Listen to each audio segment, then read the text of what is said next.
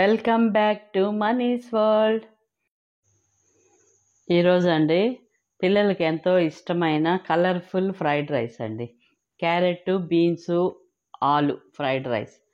ఉల్లిపాయలు, కొత్తిమీర, పచ్చిమిర్చి, మిరియాల పొడి, అంతేనండి. పెనం పెట్టుకొని కొద్దిగా ఆయిల్ పోసుకొని ఆలు బాగా ఫ్రై చేసుకోవాలి. ఆలు ఫ్రై చేసి బాగా మెత్తగా వేగేలాగా ఉండాలండి. పిల్లలు తినేది కదా, బాగా వేయించుకోవాలి.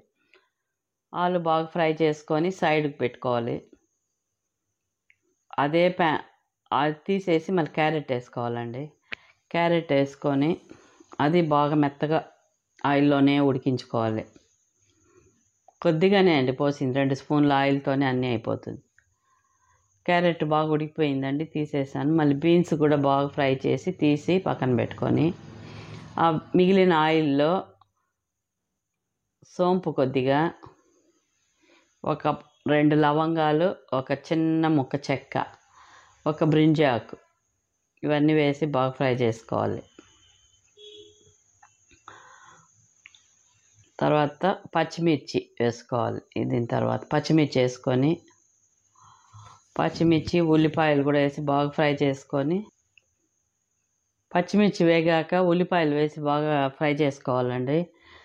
ఉల్లిపాయలు వేగాక ఈ ఆలు, బీన్స్, క్యారెట్ ఉంది కదా, వాటిని కూడా వేసి కాసేపు ఫ్రై చేసుకొని రైస్ రెడీగా ఉన్నిందంటే 10 మినిట్స్లో అయిపోతుందండి. ఈ ఫ్రైడ్ రైస్. ఆలు, బీన్స్, క్యారెట్ బాగా ఫ్రై అయిందండి. ఇప్పుడు రైస్, ముందే వాటి పెట్టుకున్న రైస్, సాల్ట్ కొద్దిగా వేసుకొని మళ్ళీ రైస్ వేసి కలుపుకుందాం. బాగా పొడి పొడిగా ఉండాలండి. రైస్ పొడి పొడిగా ఉంటే బాగుంటుంది. రైస్ వేసి బాగా కలుపుకోవాలి.